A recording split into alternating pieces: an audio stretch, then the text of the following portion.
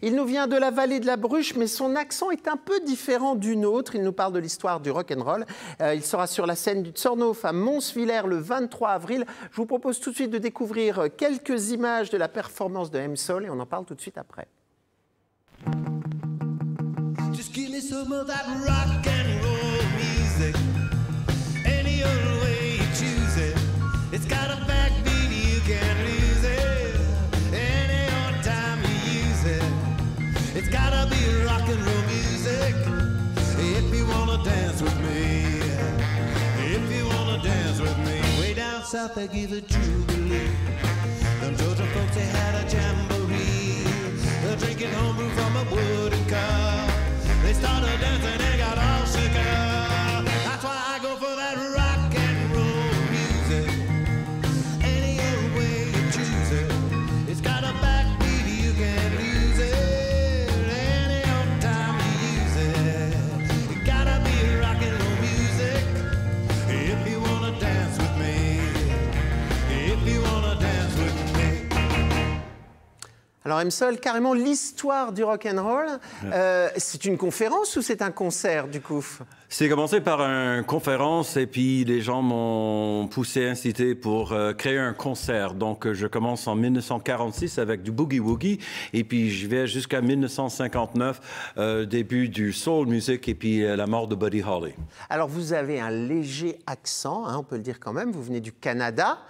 Vous jonglez beaucoup entre l'anglais et le français. Vous chantez qu'en anglais du coup sur scène ou parce que vous êtes en France, vous allez rajouter quelques morceaux français?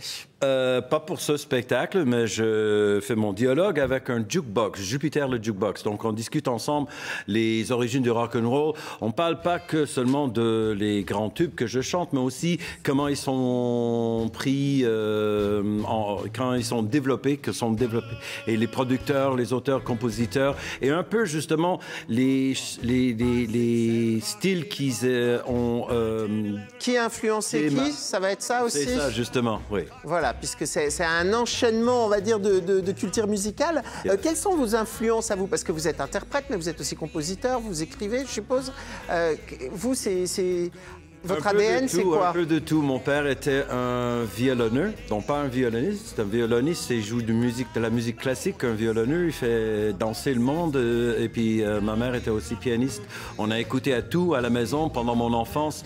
J'étais beaucoup influencé par, évidemment, le rock and roll, surtout ce qui était de l'Angleterre, début des années 60.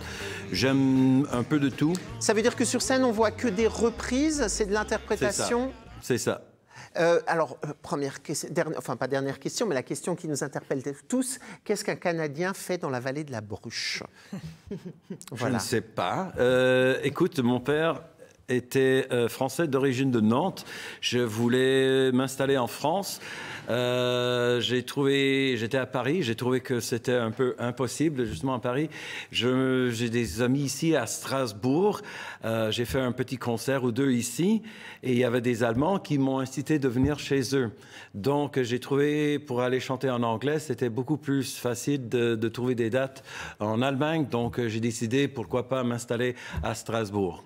Alors, vous qui êtes bilingue, le Canada, il y a quand même deux langues qui se côtoient. Est-ce que le français, c'est rock'n'roll comme langue? C'était le but pour moi parce que j'étais auteur-compositeur et je travaillais beaucoup en Louisiane, à la Nouvelle-Orléans, avec des musiciens cajuns qui ont leur propre culture et propre musique.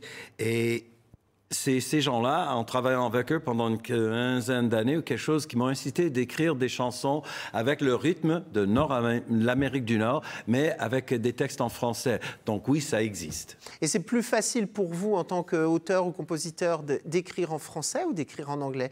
Le premier jet, il vient... différence. Il n'y a pas de différence, quelle que soit la musique. C'est plutôt l'inspiration du moment, l'idée, tout ça. Donc, je viens d'écrire une nouvelle chanson et puis c'est au sujet de mon docteur Stéphanie.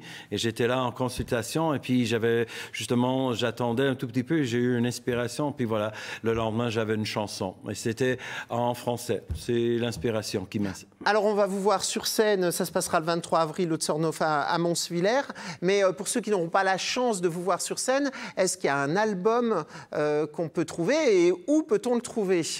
Justement, j'ai un nouvel album de mes propres compositions qui sort. C'est des chansons en anglais et en français. Le titre, c'est Hello Out There. Le Manitoba vous répond. Et ça va sortir lorsque on finisse, parce qu'on a eu des retards avec quelques-uns de l'équipe qui étaient justement malades avec... C'est vrai que le monde du spectacle avec le Covid a pris un petit peu de retard. Oui, et puis tout ça arrive à la même chose, donc je suis en train de jongler tout ça, mais on va faire le lancement sous peu. Voilà, en tous les cas, on vous invite à aller sur les réseaux sociaux pour retrouver M-Sol et autrement, allez le voir sur scène, ce sera le 23 avril au Zornhof à Monswiller. Merci beaucoup.